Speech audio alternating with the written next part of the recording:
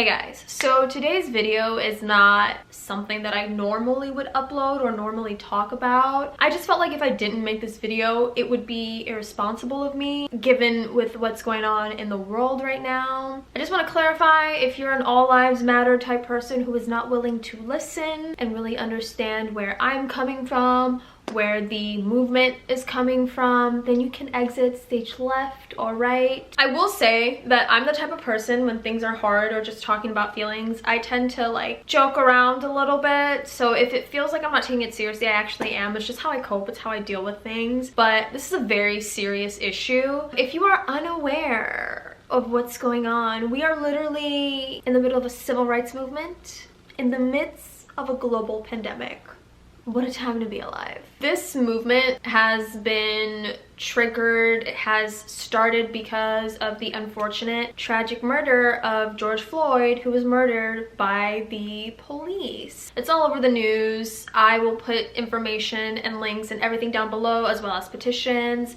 And for someone who is not, you know, Black, I will leave down how to be an ally and information and just things that could help you learn about the situation and systemic racism and things like that. In this video, I will be covering like my experience on racism and how it's been like in the States, and not how only it affects me, but also other Black people. And keep in mind, for me, when I say Black people, I'm not talking about just like African Americans. I'm African, so I'm talking about African Americans, Africans, Afro-Latinas, like Native Americans, like Afro-Asians. It's crazy how many types of Black there is in the world. It's kind of like we're a variety pack. We're like the 100 Crayola pack of like different kinds of Black. Am I making any sense? And this video is not to isolate anybody who is not Black. I just felt it would have been irresponsible for me as a Black African woman to not sit down and talk about this issue. With my personal experience, and I'm not gonna get like too heavy on that because this movement is not about me, it's about us as Black people as a whole, but I know that most of my insecurities stem from how society saw me and other Black people just in general not in the greatest light. And I felt like society had a way of making me feel like my Black was not beautiful. Like, I mean, even down to the type of hair type that I had. I didn't really love my hair and I was relaxing it non-stop to the point where my hair was thin and brittle and just falling off. And I now thankfully love my natural hair. She is big, she is thriving,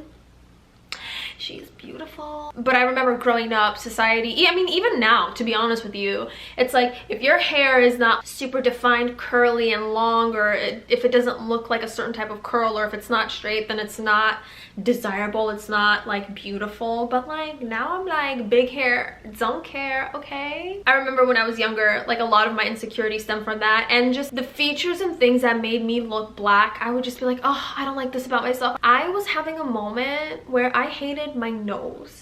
Like I remember I was just like, when I'm older, I'm gonna get plastic surgery and I'm gonna make my nose smaller. And like, if I could go back in time, I would backhand and then hug myself, because I felt like that stemmed from society saying you need to look a certain way, and that certain way was looking like a European like human being. I also feel like I would shrink myself so people wouldn't be like, oh, she's too Black, or too this and too that, or like she's too loud, or she's too out there. And oftentimes when I would talk to other people about how I felt, I would often get gaslighted, and I feel like that's something that happens a lot. Like that doesn't happen all the time, that's like really rare. Like, what are you talking about?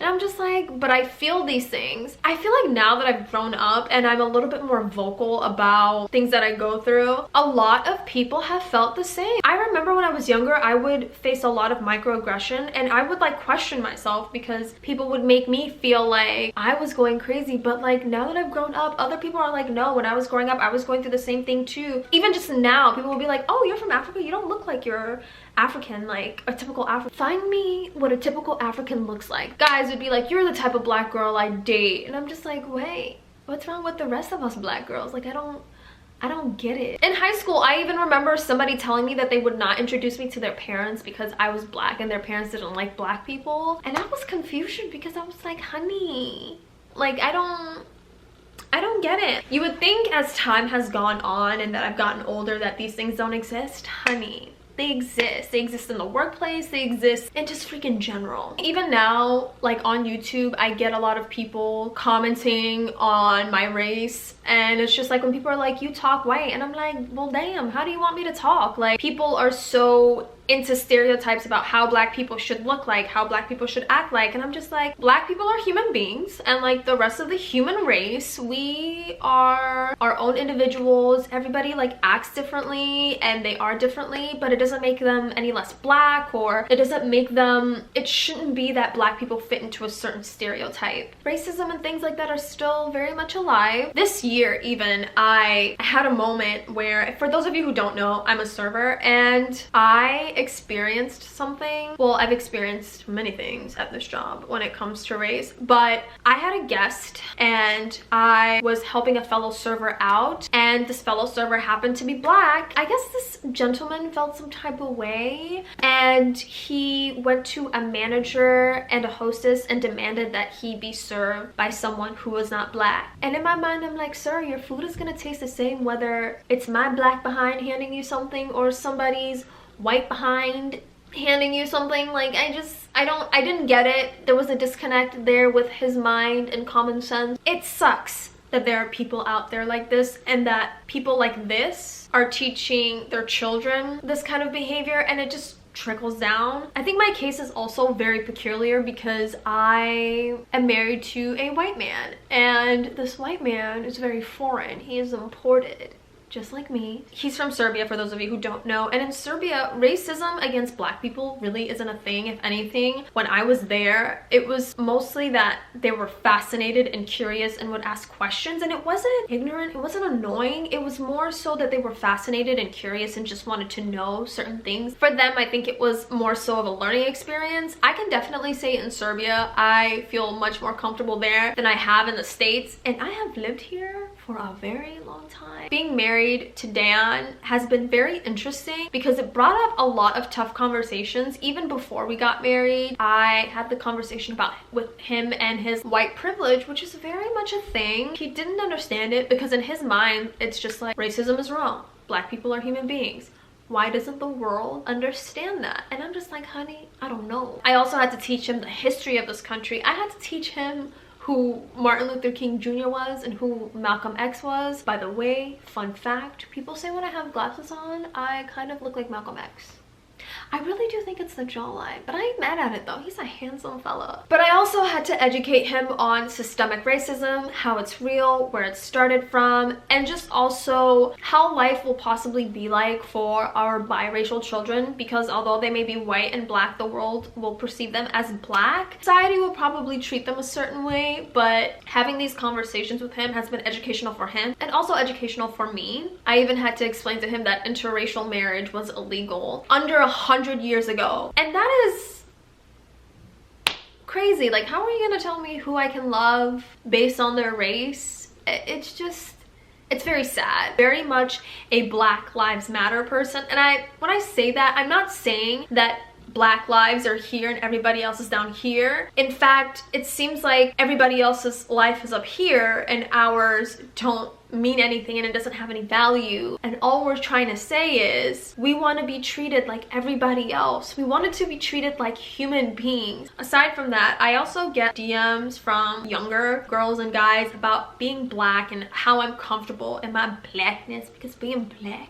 is beautiful and I would not want to be any other race. Again, not saying any other race is less than black people, because everybody lit, every race is lit. Beautiful thing that we have different types of people on the face of this earth. I think the world would be boring if it was all just like one type of human being. I've learned to love myself and my blackness by, you know, I started off with looking towards people that look like me. I gain a lot of inspiration from content creators like Jackie, Ina, She is the most lit African auntie you would ever love. Brie Hall, like, she is just an amazing human being. And if you go on her Instagram, she's always posting stuff about the Black Lives Matter movement, also alongside with Jackie Aina. She does that as well. But I love following Black content creators that I can identify with. And Issa Rae is one of my freaking role models. She's so smart, she's so intelligent, she's so beautiful. And like, I live for it. I started looking towards people that looked like me and not what society's beauty standards deem like worthy, which most of the time is like a petite European looking woman. And typically someone that looks like me is not really considered beautiful, which is okay because I consider myself beautiful.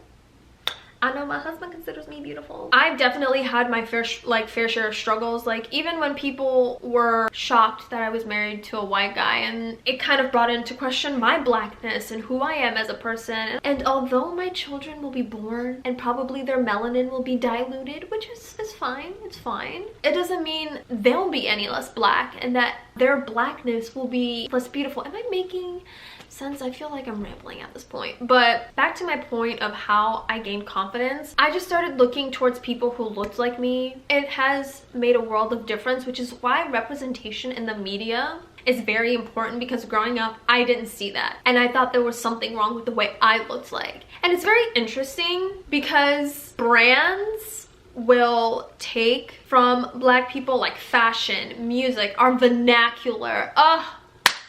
I mean, Black people, we have done it all. I mean, from the different types of music like country, rock and roll, how much variety we have. I mean, Celia freaking Cruz is Afro-Latina and she is like the salsa queen. Like, it's just, we're lit. We're lit. So what's not to love about being Black? And to those who are struggling with how they look like and how they feel like about themselves and being insecure in being Black, you should never feel insecure about being Black. Love your Blackness. Cherish your Blackness. Like, I get to be tan 365 days out the year. A blessing.